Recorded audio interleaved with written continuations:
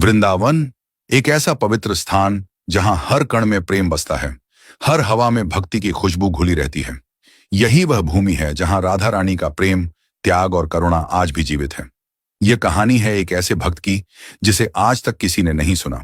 एक ऐसा प्रसंग जहां राधा रानी ने स्वयं प्रकट होकर अपने भक्त की परीक्षा ली और उसे ऐसा वरदान दिया जो संसार में दुर्लभ है। वृंदावन के पास एक छोटे से गांव में माधव नाम का एक गरीब ग्वाला रहता था। उसके पास न धन था, न कोई बड़ा सहारा, लेकिन उसके पास एक अनमोल चीज थी, राधा रानी के प्रति अटूट प्रेम और भक्ति। हर दिन सुबह वह उठकर यमुना किनारे जाता, फूल तोड़ता और राधा रानी को अर्पित करता। वह कहता, हे राधा रानी, मुझे कुछ नहीं चाहिए, बस आपका स्नेह बना रहे। गांव के लोग अक्सर उसका मजाक उड़ाते, अरे माधव, क्या मिलेगा तुझे इस भक्ति से? न घर सुधरा न हालत। लेकिन माधव मुस्कुराकर कहता, मुझे दुनिया नहीं चाहिए, मुझे तो बस राधा रानी चाहिए। एक दिन माधव जंगल में फूल तोड़ रहा था। अचानक उसने देखा कि एक अत्यंत सुंदर कन्या पेड़ के नीचे बैठी है। उसके चेहरे पर दिव्यता थी, आंखों में करुणा और मुस्कान में अपार शांति। वह कन्या बोली, माधव, तुम रोज यहां क्यों आते हो? माधव ने सरलता से कहा, मैं राधा रानी के लिए फूल चुनता हूं, वो मेरी सब कुछ है। कन्या ने फिर पूछा, अगर राधा रानी तुम्हें कभी मिल जाए तो तुम उनसे क्या मांगोगे? माधव ने बिना सोचे जवाब दिया, मैं उनसे कुछ नहीं मांगूंगा, बस उनके चरणों में बैठकर उनका नाम जपना चाहता हूं। कन्या यह सुनकर मुस्कुराई, लेकिन कुछ बोली नहीं और धीरे धीरे अदृश्य हो गई। अगले दिन से माधव के जीवन में कठिनाइयां बढ़ने लगी। उसकी गायें बीमार पड़ गईं, घर में खाने के लिए कुछ नहीं बचा।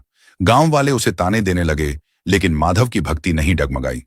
वह हर दिन उसी जगह जाकर फूल चढ़ाता और कहता, हे राधा रानी, चाहे जो हो जाए, मैं आपको नहीं छोड़ूंगा। एक रात जब माधव बहुत भूखा था और यमुना किनारे बैठा रो रहा था, तभी अचानक चारों ओर प्रकाश फैल गया। उसके सामने वही कन्या प्रकट हुई, लेकिन इस बार उसका रूप दिव्य था। माधव की आंखों से आंसू बहने लगे। वह समझ गया, यह कोई और नहीं, स्वयं राधा रानी है। वह उनके चरणों में गिर पड़ा। मां, मुझे क्षमा करें, मैं आपको पहचान नहीं पाया।